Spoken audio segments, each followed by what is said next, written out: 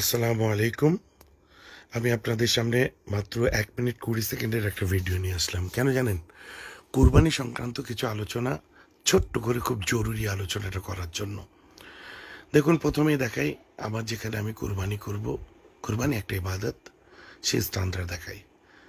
কি প্রিপারেশন নেওয়া আছে দেখুন। দুটো ড্রাম দেখতে পাচ্ছেন, একটাই ফিলাইন দেওয়া আছে আর একটাই সাদা পানি রাখা আছে, এমনি জেট স্প্রে রাখা আছে। যেহেতু কুরবানি হয়ে যাওয়ার পর জায়গাটা সুন্দর করে পরিচ্ছন্ন করে স্যানিটাইজ করে দিতে পারি, তার জন্য। এদিকে দেখুন আমাদের দরবার শরীফ, যেখানে হাজারো মানুষের ভিড় জিয়ারতের উদ্দেশ্যে এসেছেন তারা। অপরদিকে দেখুন একটা কালো ত্রিপল দিয়ে ঘেরা আছে, সংরক্ষণ করা আছে, যে এলাকায় আমি আমার কোরবানি আদায় করব। কারণ কোরবানি ইবাদত, মানুষকে দেখিয়ে করতে নেই, অত্যন্ত গোপনে।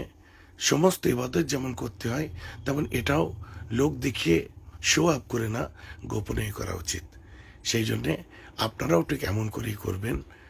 আমরা দেখুন, আমার ছোট ভাই মিনাল সিদ্দিকী সাহেব আছে, আমার ছেলে সাকলায়ন আছে, আমার সমস্ত সাথীরা আছে, সাথে সাথে দেখতে পাচ্ছেন ছোট্ট এই যে নুরুদ্দিন মুস্তফা। সবাই সুস্থ থাকুন, ভালো থাকুন।